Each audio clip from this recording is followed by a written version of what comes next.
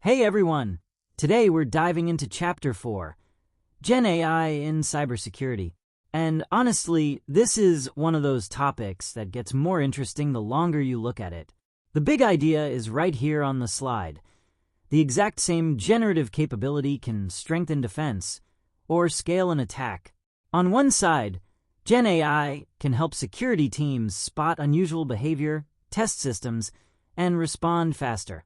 On the other side, it can help attackers create more convincing content and automate harmful activity. So, pause for a second and think about that. The technology itself is not automatically good or bad. What matters is the intent behind it, the access it receives, and the controls around it. As we move through these slides, we'll unpack both sides of that equation. We'll look at where GenAI creates real defensive value, where it introduces new risk, and what organizations need in order to use it responsibly. Let's get into it. Okay, here's the central tension of the chapter.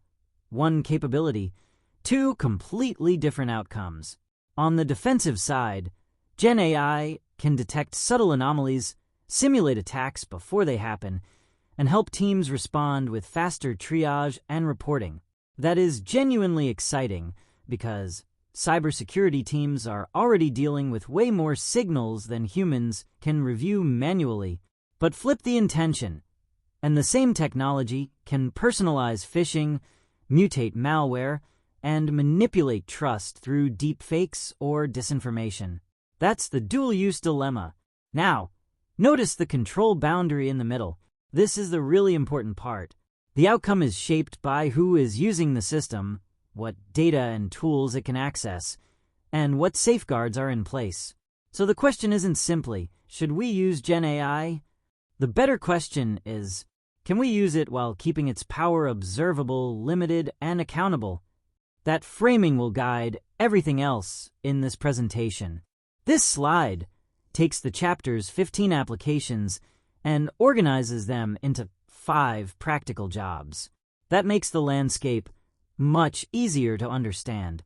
First, GenAI can detect anomaly detection, enhanced threat detection, and behavior analysis.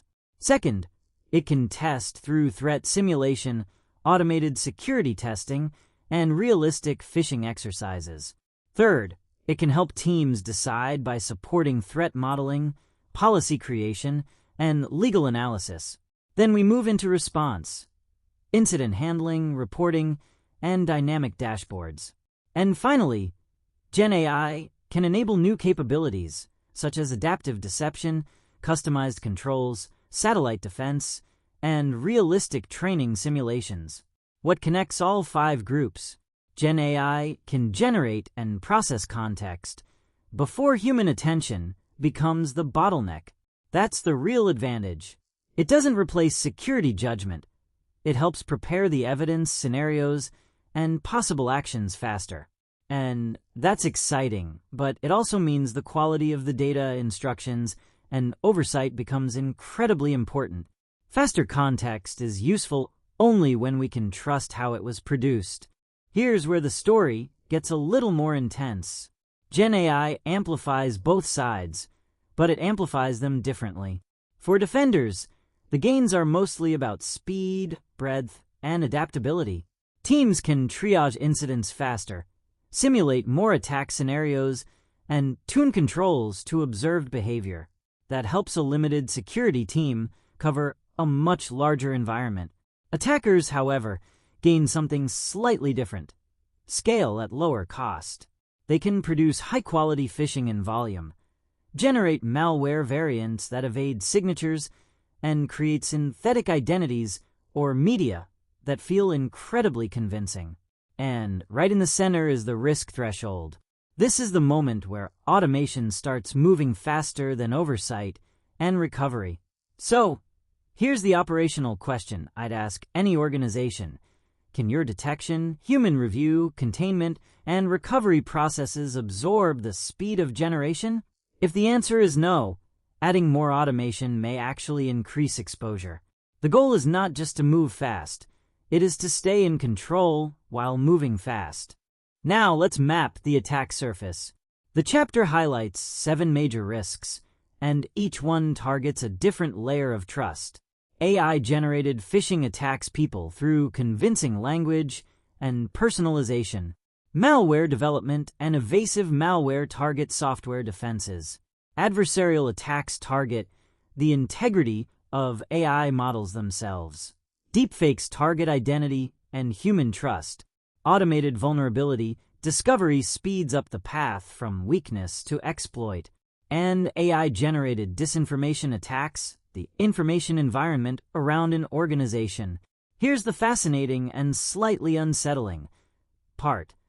These risks don't stay in neat, separate categories. They connect.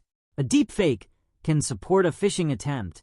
A poison model can weaken detection. A newly discovered vulnerability can be paired with generated malware. That's why the slide says, watch the seams. Identity systems, model inputs, software supply chains, and public information channels are becoming coupled attack paths. So security teams need to stop thinking about GenAI risk as one isolated tool problem. It is an interconnected system problem. So how do we respond? The short answer is, in layers. The first layer is model resilience. That includes adversarial training, continuous model updates, behavioral analysis, and detection for deepfakes or generated phishing. The second layer is security operations. AI-enabled intrusion detection, automated triage, containment playbooks recovery, and post-incident learning. The third layer expands beyond one organization. Ecosystem defense means sharing threat intelligence, building collaborative networks, and coordinating across the public and private sectors. And the fourth layer is governance and people, training awareness, privacy rules, ethical policies, and human oversight. The key idea is that no single detector and no single policy document can contain a generative threat landscape. Here's the mindset I'd keep. Assume generated content can be wrong, malicious, or manipulated, then instrument the system accordingly. Log it, review it, limit what it can do, prepare to contain it. That is how responsible experimentation becomes operational resilience. This slide brings us back to a familiar cybersecurity truth. Incident response still starts with readiness. The first step is prepare. Define policies, assign roles, establish communication channels, and practice AI-specific scenarios before an incident occurs. Next is detect and analyze, monitor activity, validate the signal, and understand the scope and potential impact. Then comes contain and recover. Isolate affected systems, remove the threat, restore services, and document what happened. Finally, learn. Identify the root cause, capture lessons, and update both the model and the response playbook. That last step is especially important with GenAI because the threat environment keeps changing. A response process that never learns becomes outdated very quickly. And look at the emphasis at the bottom. Train for the generated signal.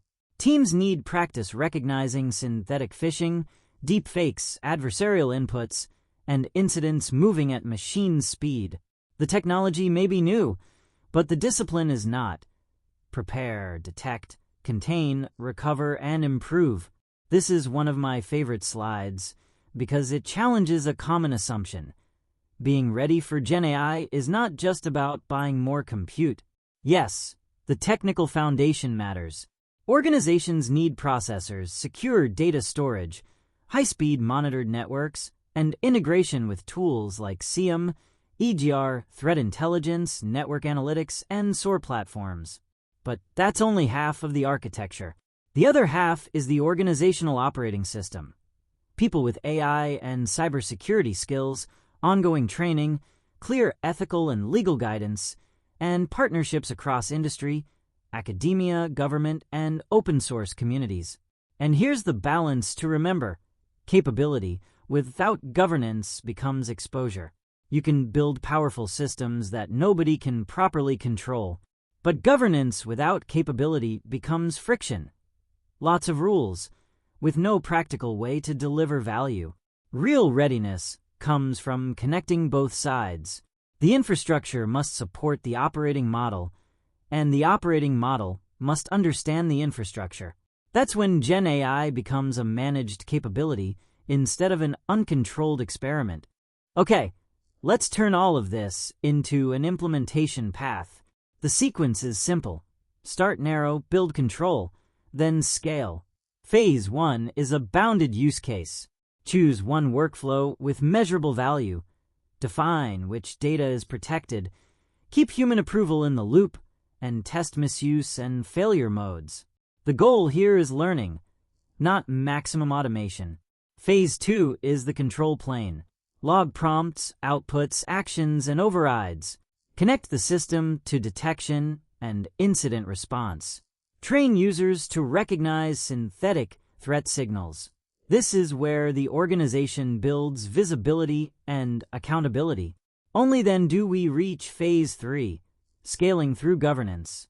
Expand after there is evidence that controls work. Share threat intelligence and lessons, and continuously update models and policies as conditions change. And before automating any action, use the decision gate at the bottom. Can we observe it, explain it, contain it, reverse it? If any answer is no, pause. That's not failure. That's responsible engineering telling us where the next control is needed. Let's wrap this up with 3 ideas. First, dual use is the default.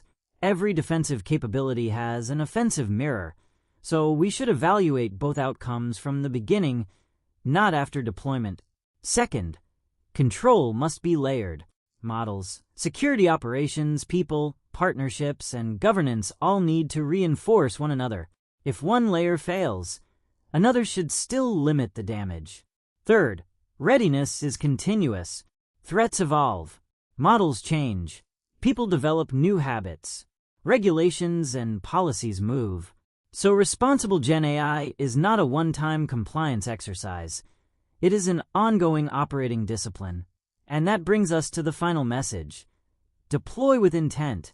Use GenAI where the value is clear, where its actions can be observed and contained, and where accountability remains human. That balance is the exciting opportunity here. We don't have to choose between innovation and security. With thoughtful guardrails, we can pursue both and build systems that are not only powerful, but genuinely trustworthy.